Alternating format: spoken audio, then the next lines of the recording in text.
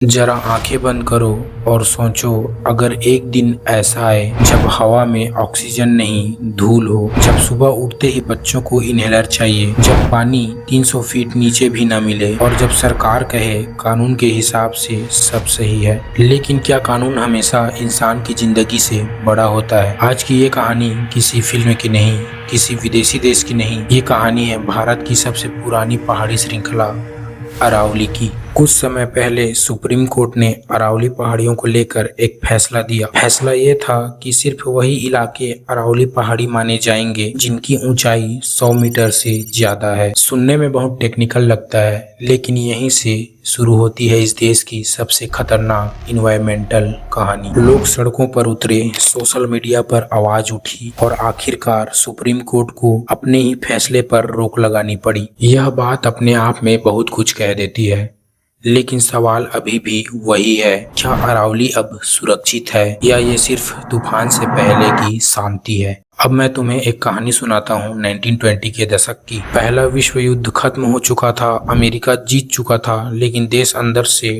टूट रहा था। खेती बर्बाद, काम नहीं, भूख हर घर में। और तब किसानों को दिखी सोने की मुर्गी।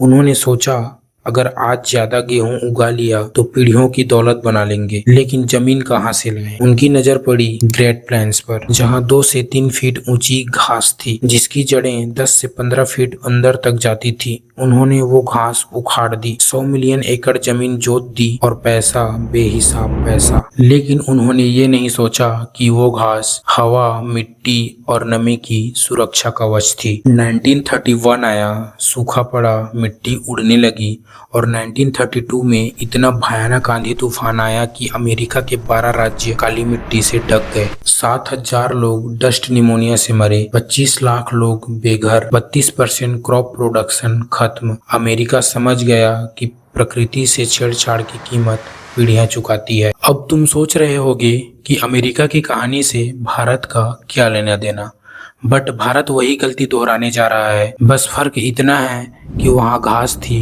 यहाँ अरावली है। आज हम जानेंगे, क्या सच में अरावली खतरे में है या ये सिर्फ अफवाह है। अरावली यह सिर्फ एक पहाड़ नहीं है, यह पृथ्वी की सबसे प्राचीन पर्वतमालाओं में से एक है, जो लगभग 2 अरब साल से खड़ी है। यह उत्तर भारत के लिए हरा ढाल है, जो थार रेगिस्तान को फैलने से रोकती है, हवा के तूफानों को धीमा करती है, जमीन में पानी को रिचार्ज करती है और हमारी कृषि, वायु गुणवत्ता और जैव विविधता का संतुलन बनाती है। ये है थार रेगिस्तान और दिल्ली एनसीआर के बीच ग्रीन वॉल, रेतीले तूफानों की ढाल, जमीन के नीचे पानी भरने वाला रिचार्ज सिस्टम, 720 किलोमीटर लंबी, हिमालय से भी पुरानी अरावली। अगर ये न होती तो आज दिल्ली, गुरुग्राम, नोएडा रहने लायक नहीं होते। यही वजह है कि सरकार और कोर्ट दोनों जानते हैं कि अरावली इंसानों के अस्तित्व की नींव है। सन 1980 के बाद अरावली में मिले कीमती खजाने जैसे जिंक,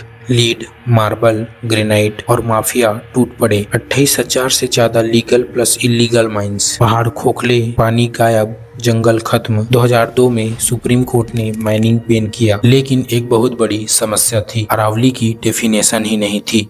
वकील कहते कोर्ट ने ये नहीं बताया कि ये इलाका अरावली है या नहीं, और इसी लूपहोल में करोड़ों की माइनिंग चलती रही। अब आया 100 मीटर वाला फैसला। फॉरेस्ट सर्वे ऑफ इंडिया की रिपोर्ट के मुताबिक 90% अरावली पहाड़ियां 100 मीटर से कम ऊंची हैं। मतलब कागजों में 90% अरावली ही नहीं, और जहां कानून खत्म वहां माफिया शुरू। 20 नवंबर 2025 को भारत के सुप्रीम कोर्ट ने एक नई आधिकारिक परिभाषा को मंजूर दे दी। अब केवल वही भू आकृतियां अरावली पहाड़ मानी जाएंगी जिनकी ऊंचाई आसपास की जमीन से कम 100 मीटर अधिक हो। यानी अब सिर्फ ऊंचे टीले और पहाड़, न कि वे छोटे मोटे ढलानों को। सोचिए, सबसे बड़े पुराने हरे ढाल का 90% हिस्सा गायब, और इससे क्या हो सकता है? अवैध खनन की लहर बढ़ सकती है, भूजल का स्तर और गिर सकता है, वायु प्रदूषण बढ़ सकता है, रेगिस्तान का फैलाव तेज हो सकता है, जैव विविधता और स्थानीय जीवन को खतरा हो सकता है। कोर्ट ने कहा, जब तक MPSM यानी management plan for sustainable mining नहीं बनता, कोई नई माइनिंग लीज नहीं मिलेगी। अब दो रास्ते हैं, या तो 95% अरावली प्रोटेक्टेड घोषित हो या फिर लीगल तरीके से अरावली बेच दी जाए। यही वजह है कि लोग सड़कों पर हैं, रील्स बना रहे हैं, आवाज उठा रहे हैं, क्योंकि उन्हें पता है एक बार अरावली गई तो पैसा किसी काम का नहीं रहेगा।